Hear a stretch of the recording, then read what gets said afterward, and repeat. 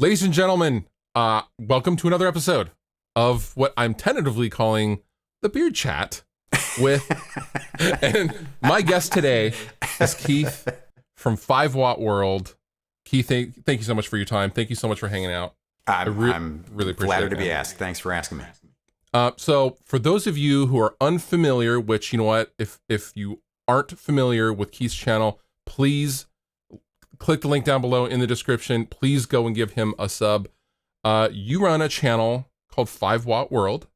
I do. And it's amazing. I'm going to fangirl out a little bit and just say your delivery and the quality of your videos is exceptional, and you are very easy to listen to. And I think that is something that is missing from a lot of content in the, especially in the current day, because it's become very, the thumbnails have to have some kind of expression, and it's exactly, yeah. You know what I mean? I was on. So I'm very old friends with Rick Beato. He's got this monster channel, and I was on his live stream at for New Year's Eve. And people were like, "Man, you're so animated. You're so," and I'm like, "Well, when I talk, and I'm not just talking to the camera, I am a little more animated in real life than that kind of calm academic delivery that you're getting on the channel. That's Keith reading and trying to sound, animated. Or I should say, try to sound excited about stuff that I've been working on for at least at that point for a week and a half, because that's my research, window. I've read this stuff endlessly by that point. So that's the point. I think you put on one of the comments, and I'm sure this is the one that got my attention because you got a million thumbs up. Not a million, but a lot of thumbs up, was something like, let me help everybody. Lay back and let Keith soothe your ear holes, which I thought was borderline appropriate. Just borderline appropriate. And everybody responded appropriately. Yeah. Because in my circles, we all have, I like to think of my life and my friends as compartmentalized. I have my old friends that I've known since high school. I have a dedicated text chat with all my guitar buddies that, all we talk about is guitar nerd stuff. And in that circle, all of us do the same thing. There's new 5-Watt World. Okay, cool. In about 30 minutes, I'm going to get a cup of coffee, and I'm going to shut the door, and I'm going to zone out and just enjoy my cup of coffee and watch this new video, the history of, or, short story. Thanks. That's great. So, that's great. And it's one of those things where we're going to talk about this. One of the things you want to talk about was sort of how do you find your way? And doing the short histories was not the original reason for the channel. It wasn't? No. 5-Watt World. So the name of the channel is based on a fascination that I had with 5-watt amplifiers at one time. And they became a metaphor for how much is enough, how much wattage is enough, how many guitars is enough. And I came through some life stuff where I spent some time in the hospital, and you come out of that and you go, you know what? Everything is replaceable. I used to think that, boy, I could never live without this guitar. I sold the first guitar I ever bought. It's in one of the videos that I bought actually with my dad when I was 12 years old or something. And he went halves with me and stuff. But it was a guitar that I hadn't played in years and years and years. It was a little acoustic parlor guitar. It was 100 years old. Yeah. And I had a friend who was looking for something like that. And in the end, I realized it wasn't going to change my memories of it at all. So it was like, you know what? Almost everything can go. This idea of being attached to the stuff was the whole purpose of the channel in the first place, and hence the name. 5-Watt World was me also, doing some branding searches on. My original idea for the channel name was Indigo and Tortoise, which was my favorite two guitar colors. But if you search that on YouTube, what you get is indigo steaks trying to eat tortoises, which is not the brand identity I was going for. And so I abandoned that. Little less of a ring to it as well. Well, and really less of a range of videos as well. So anyway, So that was the original idea of the channel. And then I was looking around for a video about Telecasters, and I couldn't believe that Fender Corporate or somebody hadn't done a video history of the Telecaster. And no one had. And so I talk about this as a video I did called Enough in the Short Histories, which is sort of like I could say duality, or even you could say bipolar nature of the channel, is that it's both of those things. I still make videos about what's enough stuff, but the earliest videos are really like anybody's videos. They're just looking around. I did some gear reviews. I did some philosophy thought pieces. And then I made the video about the Telecaster. I actually made the video about the Champ. Yes. But as I said, Rick Beato is a good friend of mine. So he was like, you make a dozen videos. Actually, he said, you make 25 videos and then come down here and come on and that'll give you your head above the horizon moment, which is the hardest thing to get in YouTube. Absolutely. Yeah. But you got to have videos there. So you can send people to your friends' channels, but unless there's something to watch when they get there. And I'd made a video called, which I literally made as a experiment in editing to teach myself about video editing, called How Many Guitars Do You Need? Yes, that was the first video I saw. It did very, very well. I think it's at over 500,000 views right now. It is now at over 500,000 views. Yeah, and it's the video that took off. And it was literally the third video I'd ever made. So what do the kids say? Cringeworthy? I mean, the cringe factor for me, now looking at that video, is even the Telecaster video, because it was the first time of working with a teleprompter, and I was literally reading for like 90 minutes to get a good take. I looked terrified. There's all these comments about the guy doesn't blink. I'm like, no, I'm terrified. And that video now, be careful what you wish for. Like you said, the third video ever is at 500,000, and the Telecaster video is at 750,000 views. And when people ask me about it, I go back and I have to go check because it's a half an hour long and see what it was, and it's so painful for me to go watch those. Yeah, my old stuff is my original stuff. I didn't even talk. I did nothing, and then if I absolutely had to talk, I would have my dog Gus and I would voice over him because I was so terrified to just talk into a lifeless camera, which is not an acquired. You have to learn how to react off of no reaction or nothing, no feedback. Right. And actually, I tell people to do this because I started doing it. Somebody gave me good advice. I don't know how many videos, 10, 12 videos. Somebody said, have your wife sit behind the camera. And that's brilliant. And tell, I used to do college admissions, and I used to tell students, write your essay and then read it to somebody who knows you and say, does this sound like me talking to you? Because if it doesn't sound like your voice, then why am I looking at you? If it's not you, then there's no point. And so this idea was to have this person there that you are talking to and relate to all the time. So I did that. And then there was a step where I imagined Ann behind the camera. And then there actually was a step where I'm almost comfortable just talking to the camera. And and there it gets to the point where you do actually think of your people, because you get comments and email, and so much you have a sense of the channel. Although of course that's warped by the sample set, but anyway. Yeah. So that video, the How Many Guitars Do You Need video, is a good example of, so I'm asked all the time, I've done seminars, I've done all sorts of things about, people are always asking me, well, I'm just starting out, what's important and what's not important. Yeah. And what I tell them is audio is more important than video. And your video is a prime example. You sound great in that video. It was really funny. Rick Beato was like, your audio is amazing. What are you doing? And I said, I watched a video about audio, and I got out this $70 pencil mic, AT, 2032 or whatever it is. Yeah. And I hung it over my head and I pointed it at my chest like they told me to in the video. And I never hung a mic on a camera. And people that tell me that listen in headphones, they're like, yeah, you're getting plosives and stuff. And I'm actually like this close to getting an upgrade to get a shotgun mic, but it's just a little mid, size condenser. And you're right. I think that is the thing that really is striking in people's videos. Zach Childs is a really good friend of mine. And when he started his channel, Ask Zach, he'd been doing a column for Vintage Guitar Magazine for 15 years. And he said, well, what do I need to get started? I'm like, you can do it with your phone. Because he's one of those guys that can start talking and just talk in one cut for 13 minutes. And it's all great. Yeah. And I said, well, how are you? Your audio really stepped up. What are you doing? He goes, I borrow my wife's phone and I plug a lavalier into that and I tape that to my chest. So I said, wait, okay, A, that your marriage is one where you can have your wife's phone for 2 hours is amazing. and B, that he's at 17,000 subscribers, I think now. He's making all his videos with two iPhones. Love that. Yeah, and they're killer. They're great stuff. Of course, there's no fuzzy background. There's none of that, but it's good because in the background he's got a 67 Telecaster, and you're kind of like looking around, going, "That's a 67 Tele back there."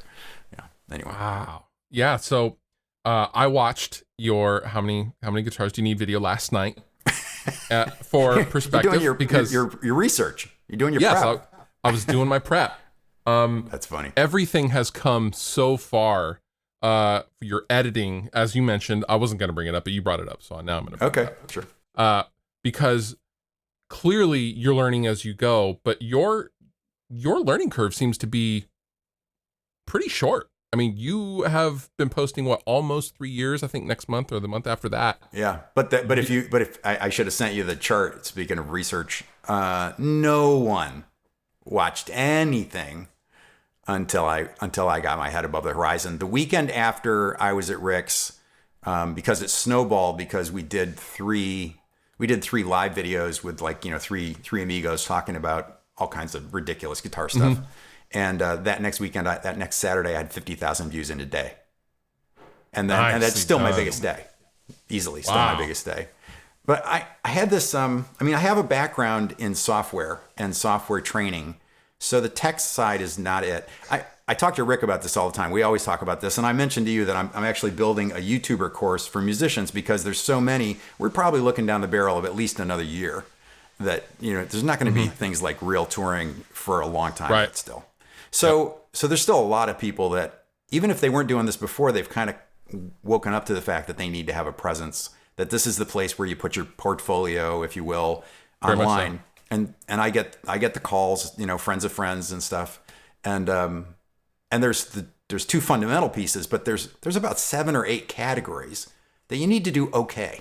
And not only that, you need to enjoy those categories, or you're not going to have a life on this thing. It's going to burn you out. And one of them is editing. And I know any number of people who are amazing on camera. They have lots of good things to say. They're great storytellers. Mm-hmm. They don't want to do the edit. And if you don't get big enough soon enough, or have a friend who will edit your stuff, you're just not going to go. The expectation for the level of professionalism has come up so fast on YouTube. Yes. What people expect to see. People joke that I'm like the Ken Burns. And I never use the Ken Burns effect on purpose. You're the Ken Burns of guitar. I'm like, no. But it's that editing. It's that you're paying attention to rhythm of speech. My edits, there's simple rules, and there's going to be in my training course. People are going to cut to an image of this Les Paul. They didn't wait for the break in the talking. They dropped it when I said Les Paul, instead of waiting for the break in the audio. When there's a break in an audio, people are waiting to see the next thing. Well, what's going to happen next? Is he going to talk to me some more? What's going to happen? You drop the video, and you learn that, and it's a sense of rhythm. So that's what I started doing. And it was that first video where I started to play with that. And you're right. And I tried to do, with each video, I try to learn a new technique around editing, or for a while I was doing new intros. And now it's like almost no one really even has an intro. So now my big pressure is to find the killer guest music. I started using Jeff McElraine to do some of the music. Who's amazing, by the way. Ridiculous player. Yeah, exactly. Mm-hmm. And it's just upped the level to where I was nervous about playing on my own videos before. Now it's just like, oh, okay, well, yeah, just make it even harder. Now you're never going to play on your own videos. You never. Yeah, right. Guest well, it's like I'm going to do a video on the history of Dan Electro. And you do a quick look, and you're like, RJ Ronquillo did a killer demo of a DC 59. So I shoot an email off to him. He's like, yeah, I'd love to do it. I'm like, great. Also a better guitar player than me. So yet another raising the bar. And that's all I try to do. I've done 65 videos. I think the channel would tell you that there's 59 videos up there. And each one, you just try to do a little better. That's all. Yeah. That's it. And I haven't done 2 videos a week, which is, everybody talks about that being a minimum. And that's a really interesting idea that, people have these theories about the algorithm. And I summarize it all the time as this. Here's the algorithm in a nutshell. All you need to know is the algorithm pays attention to what's successful. And then it gets on board with what's successful already so that it can make money. That's all it's about. That's right. You are creating free stuff for them to drop ads on. That's the whole equation you need to understand. That's it. That's right. That's right. That's right. I have, there's another YouTuber, Stevie T, who puts out 1 video a month, maybe, but that video is going to do really well because he spends time on it. He does all these things. and they explode. Every single one of them does 1 million plus, and it doesn't matter. There's always room on the top shelf for the best, and it doesn't. You don't have to put out a video, 2 videos. There is no hard rule like that at all. And I think your channel is a testament to exactly that. Yeah. Not only have I done like basically a video every 2 weeks over time, I've taken the last 3 months of August off. One was I was moving and I just couldn't get it. I didn't have a place to set up. Everything was still in boxes. Yeah. And then I was like, wow, wait. And then September was the biggest month I ever had. The next year, same thing. Took August off. September, biggest month I ever had. And so that's another thing that people think that you disappear from the channel. No, quality comes back. It's what you just said. It's a great way of putting it. Quality comes back and it's there. And that's absolutely true. I actually was talking to a well-known YouTuber who was just mortified that I was saying, you can take a week off. You don't need to do a video on the week of Christmas. And he was like, what are you talking about? I got to get a video out. I'm like, no. And actually what happened was he left it run and the video kept getting views. And I said, well, I had this expression. I said, you probably been walking on your own views all along. That's right. You put another thing out really soon and you're basically going, hey, I got this new shiny thing over here. Don't look at that thing I did last week, which used to be shiny. This new thing is, no, that's that. And so I think that's a really big mistake that a lot of people make. But you and I both know that it's making a lot of videos that makes people more comfortable. Before we turned on the record, we were talking about being comfortable on camera. That's a huge thing. And that's tricky to do that. It is. And it's time in. It's time. I think my turning point looking back was I was looking at the time, it was a much different world than it is now. But at the time, I had my friend Ola, England. We had Keith Marrow and we had Rob Chappers. Yeah. And we had the Tone King. And those were pretty much the only guitar guys on YouTube at that time. And I thought, well, I will never play like Chappers. I will never riff as hard as Ola. But I can learn to talk on camera better, or at least aim to talk better on camera than any of those guys. Yeah. So I took some public speaking courses on Lydia. Oh, cool. And that made me comfortable in, finding the rhythm to talk to nothing. Yeah. Right. In my mind was a lot like public speaking. Yeah. So well, and I had done a lot of conference speaking in my administrative career. And I would always be terrified. It's like when I was gigging, I had a weekly jazz gig for 4.5 years, and I was terribly nervous every week. And people were like, "Well, why do you do it then?" I'm like, "Well, it's part of the rush." But honestly, if you're not nervous, there's a part of me that wonders if it matters to you. If it matters, if it matters to you, you're gonna be nervous. Whether it's in front of a group of college registrars like I used to do, or if it's in front of a camera and you don't know how many thousands of people are gonna watch it. Yeah. Or not watch it, as the case may be. Yeah. You know what? 1 million people didn't watch my video. It's awesome. Yeah. Exactly right. Or you do. I have this thing where I think that if the more you love your video, the less chance it is it's going to get a ton of views. And that's actually, I had a gut feeling about that early. And what I've come to believe is that probably it's because you lost your way and you did a video for yourself. You made a video that really pushes a lot of buttons for you. And you go, this is incredible. This is so incredibly entertaining. I love the stuff that I found for this video. And people are just like, I don't care. I don't care at all. And they don't share it and it doesn't go anywhere. And like I said, I've kind of come around to the idea that you made a great video for you. Yeah, that's interesting. I tell people, your sound matters, but also do what you think is great. Whatever it is, if you're into photography, if you're into guitar playing, if you're into whatever, first you have to satisfy yourself. Right. And it's better be exciting for you. Yes. Yeah. And I've had a couple of moments from my channel where I've always kind of recentered myself unintentionally. And I would get burnt out. I do a lot of gear stuff. I do a lot of sponsored stuff. And I always have to be very conscious of sprinkling in stuff that I want to do in that. Yeah. But the latest example is these ridiculous reverb listings videos that I've seen those, That was literally just a reaction to me seeing a couple of guitars that I wanted that were suddenly like 4 times the cost they were 2 months ago. I was like, what?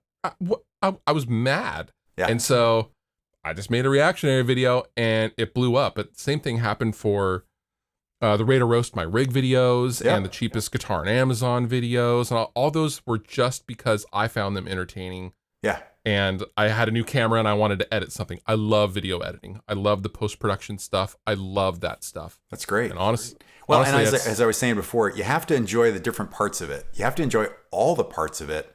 Because none of us really start out with deep enough pockets to, well, I'm sure there are some people that start channels with deep enough pockets where they hire an editor right out of the box, but most everybody, you're going to have to do it all. Even if it's just you need to have developed an editing style that you can hand to somebody else and go, watch these last 12 videos and emulate that.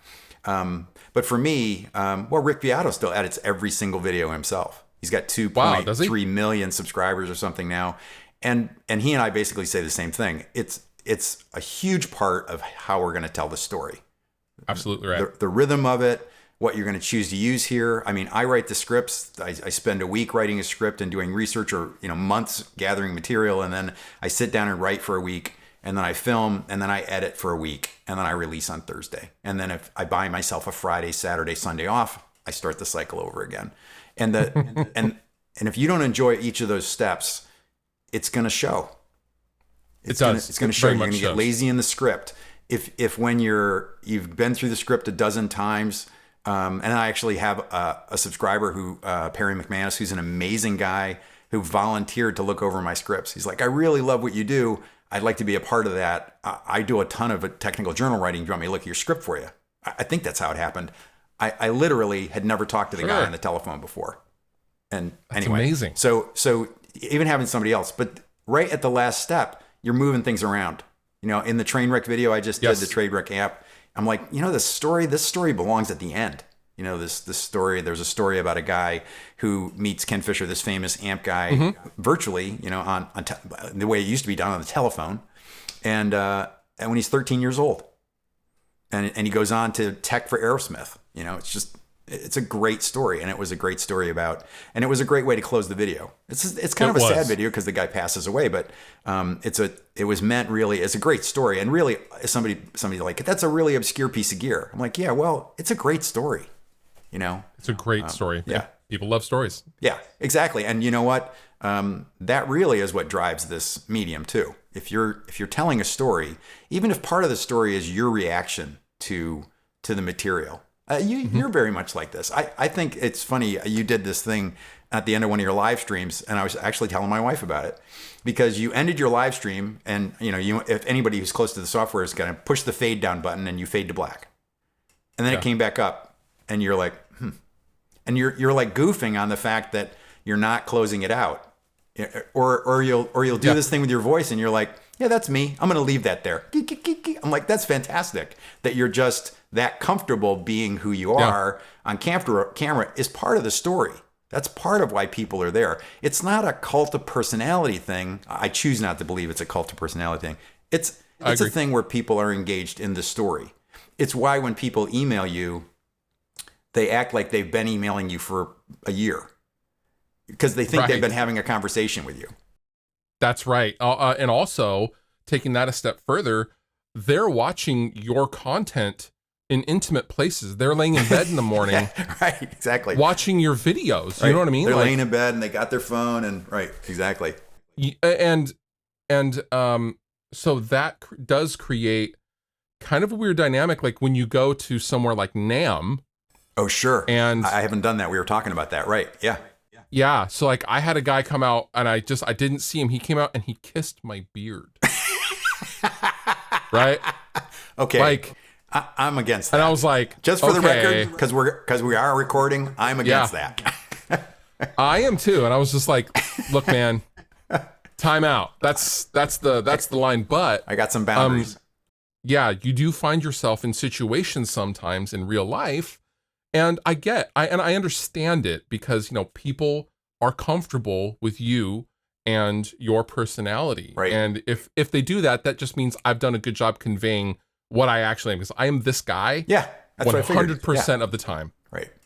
So I'm kind of kooky. I make lots of dad jokes, and I make my loved ones roll their eyes constantly, and it's Yeah. awesome. Well, So if we're not embarrassing our families, we're not just being our true selves.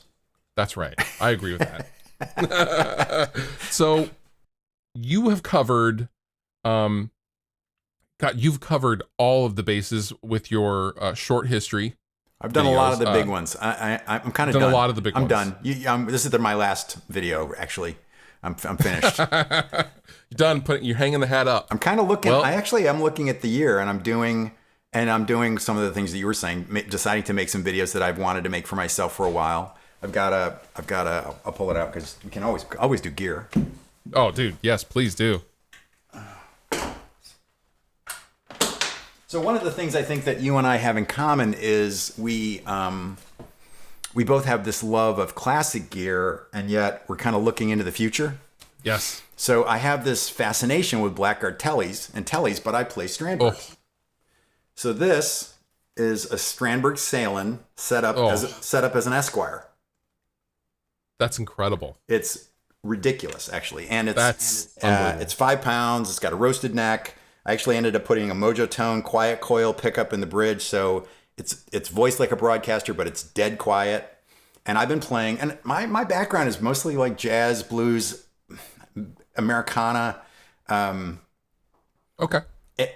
So to try to get those sort of warm neck tones, and I've only been playing this guitar really pretty much for the last 2 or 3 months because I'm absolutely fascinated by the idea of doing a video about one pickup guitars, using that as a creative limitation.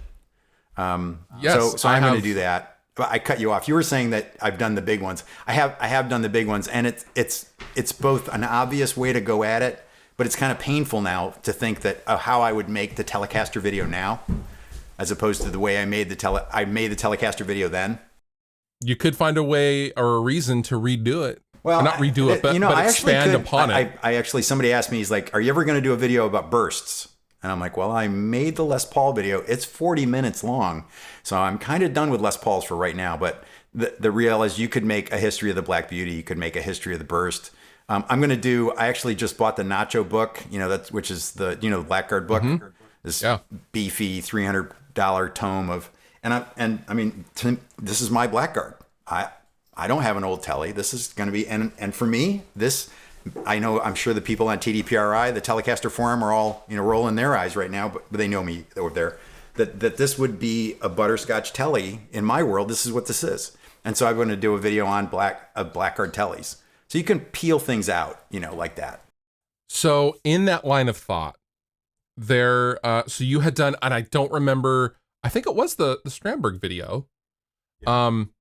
Up until that point, you had done, Les Paul, SG, you've done all the Strat classics. Yeah. And I think, I'm going to go ahead and just say, I speak for the entire community where we kind of assumed you had some old Les Paul that you played and you only liked gear made prior to 1967. And I assumed that. Yeah. And that's totally fine. Sure. Yeah. Yeah. You're not judging. Yeah. No judgment. And I almost spit my coffee out when you play Strandbergs. You play some of the most modern, most ergonomic, best guitars on the market made today. Yeah. But I was shocked. And then you play a Rev as well. On you top play of that, a D20. Yeah. On top, you play other amps too. But no. I built amps for a while for fun. So, and then, like I said, and then basically I was a jazzer. And when I had a straight up jazz gig, I played a Parker.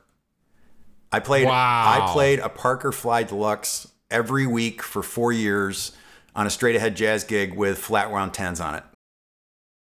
And unbelievable. It was a killer guitar for that. Was it an original, like a 90s Parker Fly? 1995.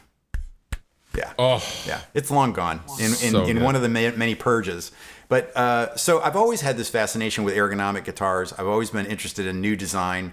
I do love old guitars. I've never really owned vintage guitars. I never got pulled into that. I have a Eric Johnson Strat. I have a Telly that I put together from parts, which is mostly Callahan and a Baja neck. It's ridiculous. It's great and classic, like 67 style Telecaster. They're not the guitars I play every day. And for a long time, I played PRS DGTs. I had 4 of them. They're in the earliest Wonderful videos. guitars. People mock me. Mark Lettieri, of all people, he's like, nice DGTs, dude. You know. And I was like, yeah, they're all sold. I sold them all now. And PRS are great guitars. And I have a couple Miras. But yeah, I'm not a real big guy. I'm like 5'10", $150. Yeah. So, you know, these guitars are really comfortable for me. They just fit me really well. I'm 60 years old and my hands do not enjoy like playing 3-4 hours a day like they used to. And these necks totally work for me. I've had people tell me that they don't work. They're really cool. I think one of the interesting things for me working with Strandberg and trying to get to know, there's a really small company. You know, there's Ola Strandberg, there's Ed Ewan, there's a couple of few people. I'm sure they have a really small booth at NAMM, and that's great. But they kind of have this metal because of the extended, you know, range, the 7 and 8 strings. Yeah. They don't quite know what to do with me. They're delighted to have me, you know, playing a Jason Isbell cover on one of their guitars, but they're kind of just shaking their head and going, yeah, we'll send you one of those. Okay. Yeah. Sure. Yeah. Right. Exactly. Okay. So yeah, I am. And actually every brand that I've ever done anything with was me reaching out to them and saying, I think your stuff's very cool. I'd be interested in doing it. This is how I see your stuff. If there's any crossover, then maybe we could do some stuff together. But I never had anybody give me anything until this one Strandberg they lent me. And I'm like, I'm going to start modding this right away for this one pickup guitar video. They're like, let's think of it as a semi-permanent loan. You know, that was the first ever bit of gear. Everybody else was me reaching out to them and saying, this is something that I'm interested in. I've sent gear back. You know, I was talking to somebody else. Life is too short for any YouTuber to make videos and spend time. You have to spend too much time with this stuff to make a video about something you don't like. Agree. Hence there aren't any I hate this stuff kind of videos. Who wants to do that? That's exactly why I don't. All of my stuff is here's a demo. It's not a review. Right. There's a difference. Yeah. Review is nitpicking it, but you know, lots of people would argue that they're the same thing, and I was just like, no, they're not, because this is, I'm going to do what I would do with it, and you can decide if you like it or not. Yeah. I am not going to tell you if it sucks or not, because who am I to tell you what you like? Right. Yeah, exactly. Well, I think one of the things that it's in my course material is you need to be a student of the platform. You need to go watch videos in other people's areas. That you were talking about somebody who did one video a month. There's a great photography kind of life philosophy channel by a guy named Sean Tucker. It's killer. And the photography and the filmmaking, I mean, anybody could get great takeaways even just the way his website's put together. But you need to be a student of the platform so that you're understanding what other people are doing here. And Marcus Brownlee is like one of my favorite people. He does a tech channel, and his kid, he's 27 years old. He's got, I think 15 million subscribers now. He does a tech channel. Wait, you know MKBHD? Yeah, I don't know him. No. Oh. No. Sorry, I don't know MKBHD. No. But the thing I'm going to say about him is he does a video. I love that channel. He does a video impression, and then he may or may not do a review. Yes. And he actually made a video in the last year about the difference between those two things and why that's important. He also made a great video about what we're talking about, which is the sponsorship thing and how that actually works and why not talking about something is not the same thing as hating it. Correct. Yeah, and all of these kind of assumptions that people make. So that's a whole other, that'd be another whole hour conversation. Yeah, I've been trying really hard to take a lot of tips and cues from the tech world. I love yours is one of maybe 4 guitar channels I even watch on YouTube. Yeah. Mostly I'm tech. I like tech. I'm a huge camera nerd. Oh, okay. I'm a pro audio nerd. I love recording. I love the art of audio and mixing records and making records in the studio stuff and lighting. Yeah. But I've been trying to really kind of shift because in the gear world, that was something you never really talked about. Like, this video is brought to you by blah, blah, blah. Right. However, all thoughts and opinions are mine. That's what I say. Yeah. I disclose. Nobody's looking at my script before I make this video, all those kind of standard things. Right. Yes, but now in the gear world, people will still go, well, now you're lying about it. I think you're lying. I was just like, dude, like I have no reason to do that. My friend owns this company and I love the amp, so I'm gonna pimp it. Right. Like, yeah, that's it. But I wanted to talk about going with the Strandberg thing. I know a lot of people who are so hard-nosed in their gear, their playing. Blues guys will only use like, a Fender Deluxe and, the tried and true things. Mm-hmm. Or I have friends that say, nope, I hate Kempers. Well, have you tried one? Right. Nope, I refuse. I hate the idea. Right. Yeah. I hate the idea. And you are so counter to that, it seems. Well, it's funny. It's funny. So when I was building amps, I should just say the first amp I built was a hand-wired JCM 800. Oh, cool. Because I wasn't going to spend they never made them. They didn't make, they were PCB by then. Yeah. And B, I was never going to spend the bread for something like that. The second amp I built was a Champ, which is the amp I should have built first. And I should have it out here because it's what I call a desktop Champ. I built them with my friend Dan Lurie at FYD. It looks like high-end audio. The tubes are exposed. They're sitting up next to the transformers. It's a piece of art, right? Well, inside that amplifier are all original new stock, old stock parts that I've collected before I started the build. So there are late 50s Sprague Black Beauty capacitors like you'd find in a 1962 Les Paul in the build. So there is a part of me that is sort of worships that sort of golden era of tone. Me too. And I, in the basement, there's, in the last year, I just bought a half dozen Amperex Bugle Boys, which is the tube flare at the beginning of the video. They're about $75 a piece. Well, preamp tubes last a long time. So I am very into that old stuff. And I think in the Rev video, I even talk about how much I love the D20, but I swapped out the preamp tube for an Amperex, and I thought it made a huge difference. And then Derek is like, whoa, at Derek Eastfeld at Rev's, like, really? That's your friend of mine. That's cool. Like, why'd you think to do that? I'm like, well, I'm a tube nerd. I have a whole bunch of tubes in the basement. And I'm very interested in that intersection. I'm very interested in where we're going to go. It's fascinating to me. I mean, I grew up at a time when environmental issues and stuff were sort of new, and people were, Sure. I remember the first Earth Day. So there you go. So the reality is, I don't know how long we're going to keep making tubes. It's an incredibly toxic process, making tubes. And most of the tubes that are in my amps were built in the 50s and 60s. Not like it's better than or anything, and JJs are great. But the reality is that's an intersection that I don't know how long that'll go. I ordered a 64 custom deluxe reverb to use in a video idea that I have, where I compare the least expensive Fender Deluxe to the most expensive Fender Deluxe. Love that. Because it goes around the idea of what's enough. And I have to tell you that if I was going to pick up an amp and carry it to a gig, I'd be hard pressed not to grab the Tone Master at 24 pounds and go off to my gig. I had this story where I talked to the guys at Keeley on the phone. It's really early in the channel. I was going to do a video about the Red Dirt Mini. Like a lot of people, I was enraptured with minis, And I was talking to the engineer on the phone at Keeley, and I said, so do they sound the same?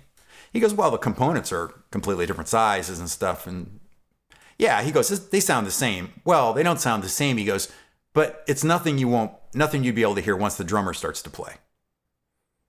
And I'm like, oh, this is an interesting moment of enough. That, like, what is enough? And I'm fascinated by that. I'm fascinated by the stuff you're talking about, the idea that we get completely caught up in the history. And of course, that changes how we play. I had a video script that I trashed, that it was like, can you ever play a Stratocaster and not have Jimi Hendrix in the room? I mean, can you do that? Is there anybody who can play a Strat anymore? And how much is that a ghost in the room? And is it pulling you back? Or anyway, I think that's interesting stuff. Right. Yeah. When I started touring, I had a Rolling Road case. I had an Orange Rock Reverb 100, and pushing that amount of volume every night in clubs was an amazing feeling. Yeah. However, it got to the point though where it's like, look, I'm going to pull something like real severely. I'm going to give myself like a hernia. It's not gonna really, be really good. heavy road case. And then I incorporated a line. I'm a Line 6 artist. I have a Line 6 Helix, and it was 4 cable method. So then I got rid of the pedal board, but Right. but I still had a tube amp, and then I had the Helix for effects only, and then maybe I'll just take the Helix. Yeah. Or maybe a And Vox would be good on this part. Something sneaks in that way. Yeah. right, that's exactly where it kind of led. And for the last 2.5 years now, I have had a Helix, a rack Helix, and a power amp, and I'm totally wireless. And a lot of people were upset about this because I am also a hardcore tube guy. We can talk about variants and brands and sonic differences. And I know you love old guitars. I love old guitars. I love blaring loud ass amplifiers. Yeah. However, I also love my back. Yeah. And your hearing, you know, and my hearing. Yeah. If a musician's not looking out for their hearing, I don't know what the point is. So right. And I mix audio in addition to all the things I do. So like I need these. So like I have in-ear monitors. I see that. Yeah, they're molded. And but no, my argument is, no one in the audience is sitting there watching my band going, it'd be better if he was using a fractal instead. Well, the big breakthrough for me was I actually came out of what I often jokingly refer to as a jazz coma, where I only listened to music that was recorded between 46 and 64 for about 25 years. And when I came out of that, I was going through a rough patch, and I started listening to a lot of heavy music that I'd missed. And I even took some lessons, and I'll never forget. I went home. I went to my first lesson, and the guy, Frankie Andreas from Burlington, Vermont's killer guitar player. Frankie goes, "Okay, so you got jazz chops. I've known you for a long time. I want you to take this rolling cube amp and dime the gain and do all the stuff that you practice regularly anyway. Go home, play your melodic minor scales and all that kind of stuff." And he goes, "And next week you'll come back a humbler man, because you're going to be having all the stuff you've been hiding with your tone and compression and all this kind of stuff over the years is all going to," and it was amazing. But when I learned that Meshuggah had moved to fractals, this is like way before Knopfler went on the road with a Kemper. Mm-hmm. When I learned that Meshuggah not only went to them, but preferred them because they believed that it could actually capture the specific notes within that dense, low mid world that they had created. I was like, well, who cares more about that kind of sound than them? Nobody. So that was the wake up call for me. And I can tell you where I was. I can remember where I was when I learned that. It just blew my mind. And then I mentioned Meshuggah in a video, and somebody put, "Keith mentioned Meshuggah in a video, worth being here," or something. I'm like, well, what? I don't get to know Meshuggah? That's ridiculous. Yeah. Sepultura. Of course you do. Okay. Yeah. Yeah. Right. It's all music. Meshuggah is one of the most punishing bands I've ever seen live. It was an unbelievable experience. And of course, it's a Strandberg thing, but I'm a huge Per Nilsson fan. Buddy of mine, yeah. Ridiculous player. Yeah. I think he's one of the only guys that could step in for Frederick. Yeah. And do the touring. He's one of the only guys I could think of that would actually do the music justice. I agree. Yeah, I totally agree. And yet, like then he'll put out a video out of nowhere. He'll come out and put out a video of him blowing over like a set of Alan Holdsworth changes. Yeah. It's so great. Yeah. I mean, fingers. Exactly. Unbelievable. And it sounds like modern classical when he's doing it. So we're a little off topic, but not so anyway.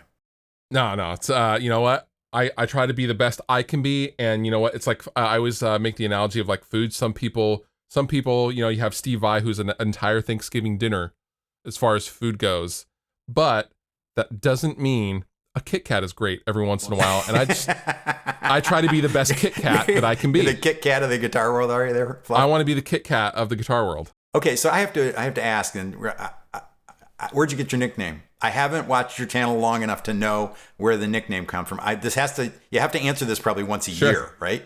Yeah, it's totally cool. I got it back in the 90s. I have a punk background. I was a hardcore punk guitarist. I was into the Fat Wreck, like the Bad Religion. Bad Religion is like one of my favorite bands of all time. Okay. And I had bleached, spiked hair in the late 90s. Not because everyone likes to call me, I was like Dexter from The Offspring or something like that. That wasn't it.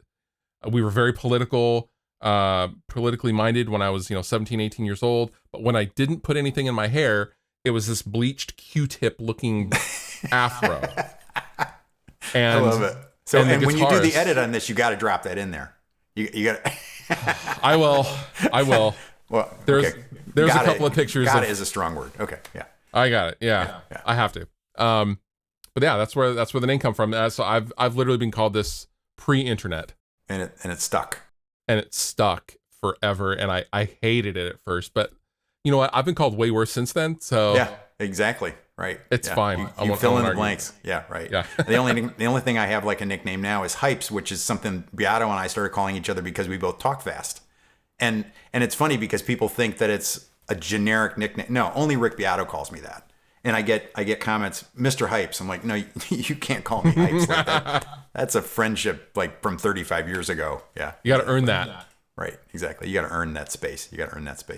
So yeah, so the channel has grown really fast. I mean, Rick likes to say that a really booming channel will do 1,000 new subscribers for each video, which is a rocking statistic. That's a monster statistic. That is. And actually, I read someplace a long time ago that if your videos are getting 10% of your subscriber base, that's a successful video. Yes. I've actually kind of come around to, if you're a fast growing channel, you should probably be looking at 50% of your subscribers. But I also am fascinated with this whole Kevin Kelly idea of 1,000 true fans. You know this? No. Oh, so there's this famous article out of the tech world around the beginning of the internet and stuff. Kevin Kelly was one of the founders of Wired magazine. And he basically says that in this day and age, that a creator doesn't need 100,000 subs. They don't need 1 million subs. They need 1,000 true fans. If you have 1,000 people who will spend $50 on your stuff, whatever that stuff is, a year, whether it's in views or t-shirts or records or whatever, or etchings or whatever it is for you, that's a living. And you just need that. You need to create that base, and those are the people that you should never lose sight of. And so this channel's done about 2,200 subs per video. Wow. But I do think it has to do with giving it space. Well, you know, Sean Tucker, I mentioned him. I don't know how many videos that Sean has done, but Sean's at 450,000 subs doing one video a month. One video a month. But, you know, he's a photographer, so each of those videos is this beautiful thing. Even when it's just him sitting on a couch talking, you know, he's going to do it much dramatic. I can turn this light way down. You know, it's going to be heavy 2/3 Rembrandt kind of lighting and stuff. Right. Because you're going to get that from a photography channel. But I can only imagine he must be at like 4,000 or 5,000 subs per video. So anyway, but I don't think that's what it is. I think the vast majority of people that success on the platform do so making, you know, what I just saw a video the other day that said that the average number of videos to get to 1,000 subs is 150. That those numbers are available from TubeBuddy. There's a guy named Ali Abdal who did a video about starting on YouTube and how he started, and he's kind of comparing his success to what the averages are. And like a lot of people, the overnight success that is his channel of over 1 million subscribers was 12 years in the making. You know, he's been doing internet businesses for 12 years, and then he settled into doing a YouTube channel, and that's now become this successful thing. But it's always the way. It's just putting in the time. It's doing the work. That's right. The thing that makes me laugh is when people think that I actually know all the stuff that's in the books in the basement. I know some of it because I wrote it down. Sure. And there are people like that, like Zach Childs. Just he knows Fender that well. He just knows it, you know. Mm-hmm. But you just got to put in the work. That's really what it comes down to. And like I said, you have to enjoy all the parts of the process. The fact that you enjoy editing has probably had a lot to do with your success, and the fact that you care about the lighting and all that kind of stuff. There's a lot of musicians who don't care. I've actually had musicians reach out to me and they're like, could you look at this video and tell me what I did? And I tell them all that kind of stuff, and their response is, I'm not going to change that stuff. And I'm like, good, stick to your guns. I can't tell you what's going to succeed. I just know what sort of works for me for now.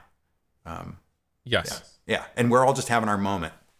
I watched an interview with Vince Gill, and it's for the Musicians Hall of Fame or something. And he's talking about what he tells young players. And he's like, yeah, they stopped playing Elvis.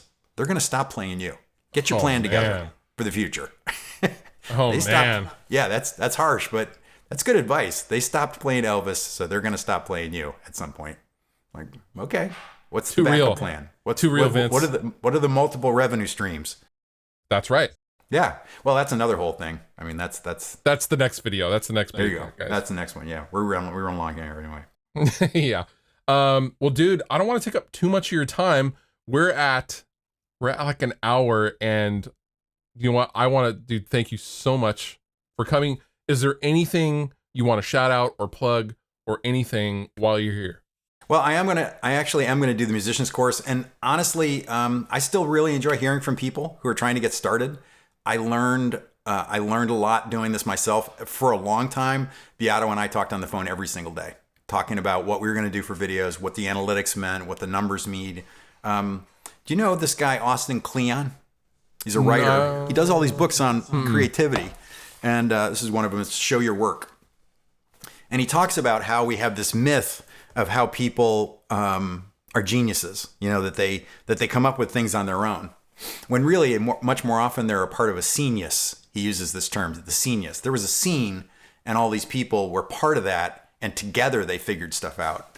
And I'm always looking to meet people who are on the platform and are interested in sort of sharing experiences as ways to learn and be part of a scenius. So that's why I reached out to Sean Tucker and people like that, or Tim Pierce. It's like everybody's experience is different enough that you can, and really, ultimately, you can, you know, support each other. So that's really why I was actually trying to do the course as well. Is obviously it's another revenue stream, but it's like, how do you share that in an organized way?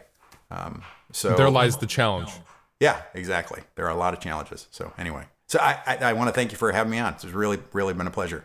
Dude, thank you so much. Guys, please check out the description of this video. Link down below. Please give Keith a sub, buy a shirt, a mug, That's right. the hat, and his signature Strandberg guitar that I'm sure is around the corner. That will never be. Yeah, exactly. You never know. That will never be. Yeah, I am going to do a pedal. I'm doing a clon, a signature clon. But that's it. We are. Yeah. Yeah. We're doing Not supposed. Yeah, it's all good. It's all good. If you've gotten to this far in the video, then they deserve to know that little nugget of information. Amen. That's right. Exactly. Keep your eyes out. All right. Thank you so much, man. Thank you everyone at home for watching, and we'll see you next time. Very good.